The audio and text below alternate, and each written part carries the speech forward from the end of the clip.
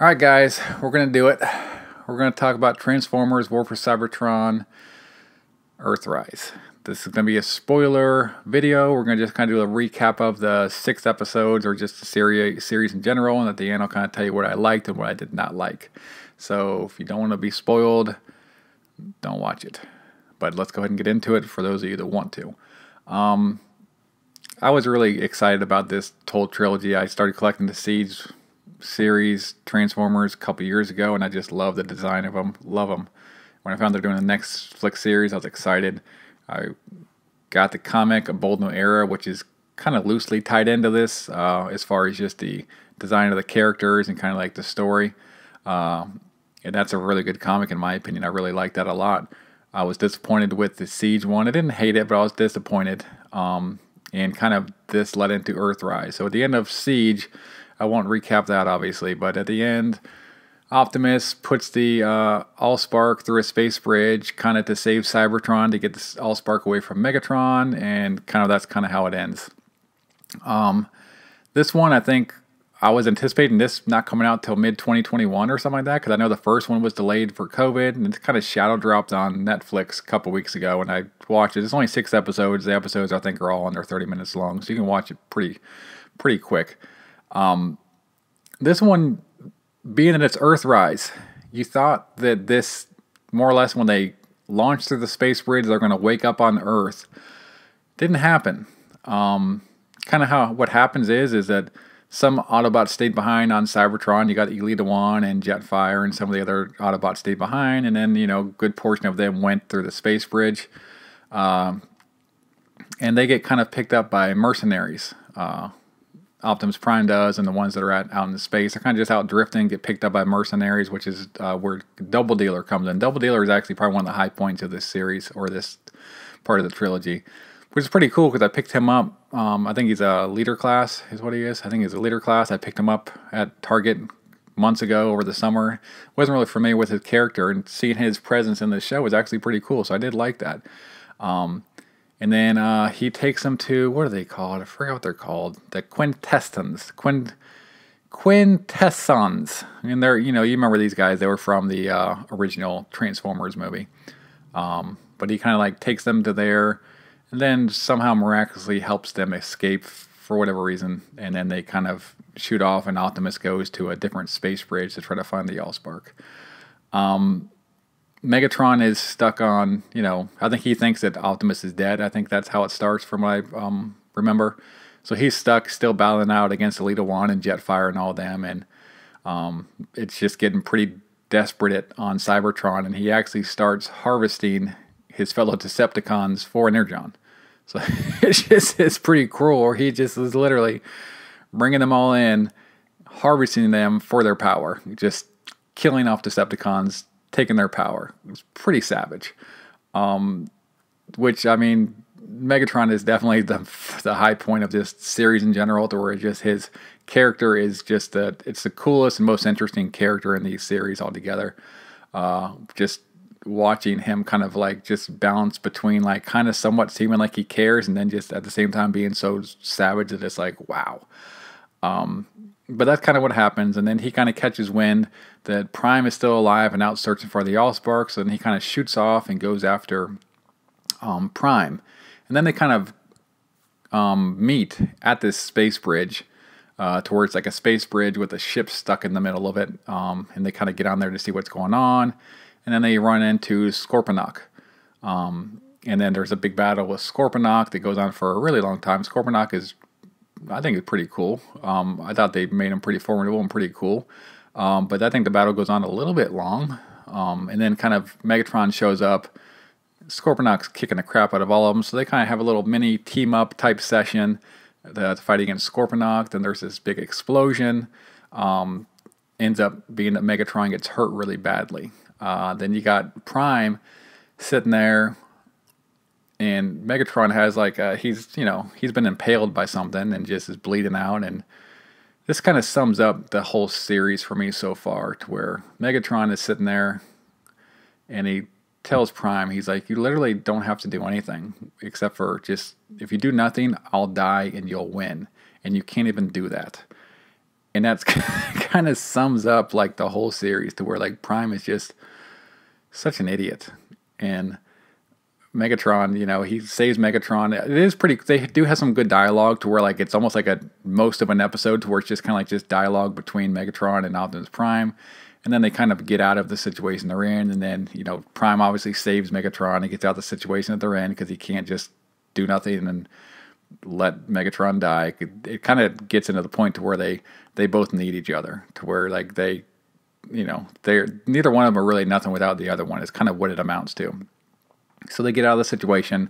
Then obviously, as soon as they do, Megatron tries to kill Prime and the Autobots again, and then ends up skirting into Prime meeting up with Skylinks, where Skylinks has been like pretty much sent to like some purgatory land, for he was too ambitious, trying to take control of the Allspark, and just was kind of showing too much aggression, and they kind of put him in some purgatory land where he can't do nothing. He's been stuck there forever.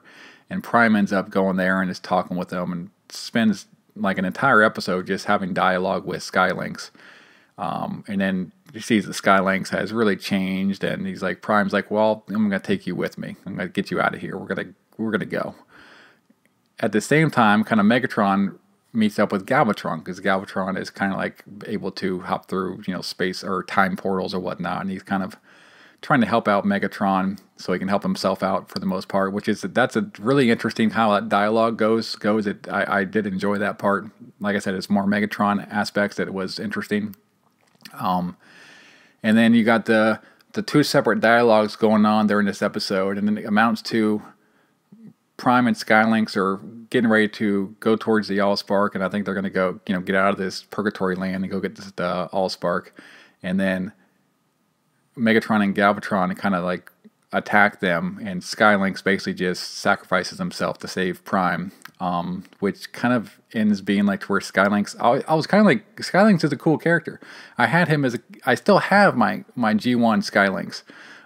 He's in rough shape, but I still got him. But he's just a cool character, and they wasted him, because he basically just sacrificed himself to save Prime, and then you never get to see Skylinks battle anyone or do anything. He just sits around like talking like he's some Gandhi. It's just disappointing. And then kind of like that's how the episode wraps up, is just Decepticons chasing Autobots, and then the mercenaries getting involved, and it's like a 3-part space battle, to where they're all kind of fighting each other, and that's kind of like the last episode or whatnot, and then they land on Earth. So the title labeled Earthrise, or the part of the trilogy labeled Earthrise, is maybe 10-20 seconds of them actually being on Earth. It's kind of misleading, I thought, but let me know what you think if you feel the same way. But let's go ahead and get into the good and the bad. The good is that like the character design for the series has been awesome. And I do like the character design. Megatron is awesome. I thought Double Dealer was awesome. Scorponok was awesome. Elita One and Jetfire, I think that the parts of them on Cybertron was pretty cool. I do like both of them. I think they did a good job with writing them. The Galvatron, kind of that whole dialogue was really cool with Megatron. Those were all good parts, of it. And like I said, just the overall character design is good. What sucked is Optimus Prime, plain and simple. I wonder I know I talked last time about Peter Cullen still being out there and why they don't have him on this. I know they're probably trying to transition away from Peter Cullen because he's getting older, but he's still doing work. So did they not have him for a cost-cutting measure, or are they just trying to transition away from him? Part of me wonders if they reached out to him and showed him the script, and he was like, this is so horrible. I'm not going to portray an Optimus that is this big of a you-know-what. So that I wonder that. That's kind of like what the thoughts that go in my head. I'm like, did they reach out to Peter Cullen? Did he just say, nah, I'm not doing this? That's kind of what it appears to me. Skylinks, like I said, they underutilized him. He's a really imposing character, and they just, I don't know, nerfed him down to where he just was, I don't know, I just didn't like what they did with Skylinks. Lack of action. So there's just very little, I just feel like it's too slow moving for how short the series is. I don't mind this kind of speed of the plot and stuff like that if you're going to have 10, 20 episodes per part of the trilogy. But when you only got 6 episodes, 20 to 30 minutes long, and to have it that slow moving with that little action, it just is not enough. And that's kind of like my main gripe. It's like if they would have maybe just had this series longer to get more into detail stuff, it just may have worked. But it just feels like it's a cash grab and just I get it. This is just to sell the toys and all that. I get that with Transformers. That's what it's always been about.